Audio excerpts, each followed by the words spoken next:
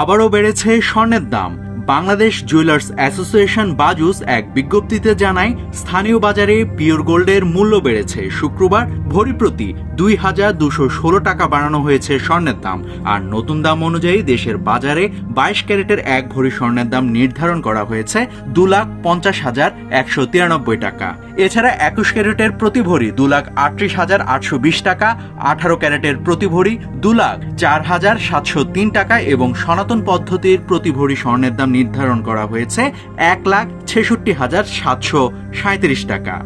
এর আগে গত ৯ এপ্রিল সকালে দেশের বাজারে স্বর্ণের দাম সমন্বয় করেছিল বাজুস। এদিন ভরিতে ৪,৪৩২ টাকা কমিয়ে ২২ ক্যারেটের এক ভরি স্বর্ণের দাম নির্ধারণ করা হয়েছিল ২,৪৭,৯৭৭ টাকা।